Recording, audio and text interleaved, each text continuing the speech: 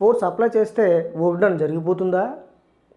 అయితే ఫోర్స్కి వర్క్ డన్కి ఏమైనా కండిషన్స్ ఉన్నాయా? సో జిమ్లో ఒక 150 కేజీలు బరువు ఉన్నటువంటి డెడ్ వెయిట్ని ఇలాగా లేపడానికే ప్రయత్నించాము. అయితే అది అక్కడ ఒక్క ఇంచు కూడా పైకి లేవలేదు. ఇంకొక ఉదాహరణ, కారు ఒక చోట ఈ బురదలోనో లేదంటే ఎక్కడో ఒక చోటన కారు దిగబడిపోయింది. అక్కడ కొంతమంది నలుగురు వ్యక్తులు వచ్చి కారుని ఇలా తోయడానికి ప్రయత్నిస్తూ ఉన్నారు. అక్కడ కూడా కారు ఎంత ఫోర్స్ అప్లై చేసినప్పటికీ కూడా కారు కదలట్లేదు. అయితే ఇక్కడ వర్క్ డన్ జరిగిందా, జరగలేదా? అంటే ఫోర్స్ అప్లై చేస్తే వర్క్ డన్ జరిగిపోతుందా?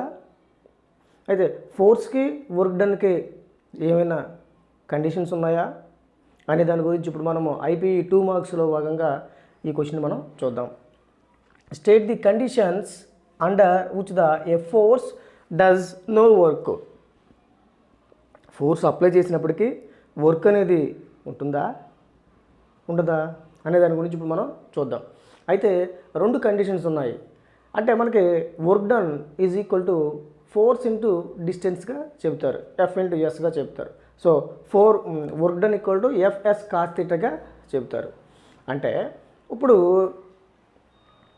కాస్ థీటా అంటే థీటా అనేది 90 అయితే కాస్ 90 అనేది 0 కాబట్టి ఫోర్సు అదేవిధంగా మనం అప్లై చేసేటువంటి ఫోర్సు డిస్ప్లేస్మెంట్ 0 అయినా వర్క్ డన్ 0 అవుతుంది. అదేవిధంగా మనం అప్లై చేసేటువంటి ఫోర్సు ఈ డిస్ప్లేస్మెంట్ పర్పెండిక్యులర్ డైరెక్షన్లో ఉన్నా కూడా, అంటే వాటి మధ్య యాంగిల్ 90 ఉన్నా కూడా 0 అవుతుంది.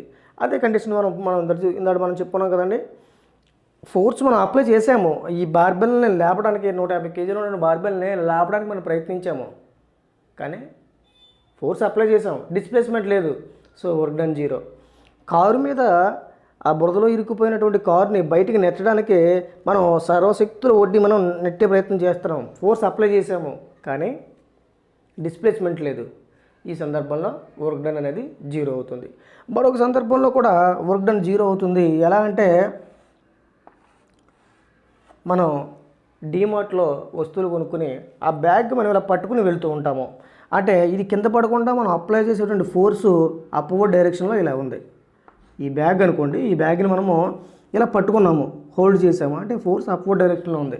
మనము ఫార్వర్డ్ డైరెక్షన్లో మూవ్ అవుతున్నాము. అంటే డిస్ప్లేస్మెంట్ ఫోర్సు ఎలా ఉన్నాయి, ఇది ఫోర్సు, ఇది డిస్ప్లేస్మెంట్. పైకి ఇలా పట్టుకుని ఉన్నాము, ఫోర్స్ ఇలా పైకి అప్లై చేస్తున్నాము, ఈ డైరెక్షన్లో ఉన్నాం.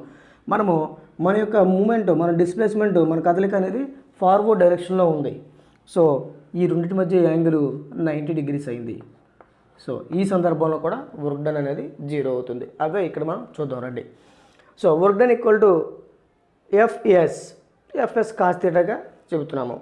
So hence theta equal to 90, cos 90 equal to 0. Cos 90 equal to 0 అయితే ఈ టర్మ్లో మనం 0 పెడితే ఈ మొత్తం ఎంటైర్ 0 అయిపోతుంది. సో వర్క్ డన్ అనేది 0 అవుతుంది. అదేవిధంగా ఇప్పుడు even though when the force is applied if the displacement is 0, మనము ఫోర్స్ అప్లై చేస్తున్నాము, ఇలాగా కార్ని ఇలా నెడుతూ ఉన్నాము, ఫోర్స్ అప్లై చేస్తున్నాము, ద డిస్ప్లేస్మెంట్ ఇస్ 0, అది ఇంచు కూడా కదలలేదు, డిస్ప్లేస్మెంట్ ఇస్ 0. అదేవిధంగా బార్బెల్ని లేపుతూ ప్రయత్నిస్తున్నాము, ఇంచు కూడా పైకి కదలలేదు. So displacement 0. Then work done also 0. Work done కండిషన్లో వర్క్ డన్ అనేది ఉండదు. అదేవిధంగా when the force and displacement are mutually perpendicular, force అదేవిధంగా డిస్ప్లేస్మెంట్ మ్యూచువల్లీ పర్పెండిక్యులర్గా ఉన్న సందర్భాల్లో కూడా వర్క్ డన్ అనేది 0గా ఉంటుంది. సో ఇది ఈ విధంగా మనం ప్రజెంట్ చేస్తే 2 మార్క్స్ అనేది ఈజీగా రావడం జరుగుతుంది. Thank you.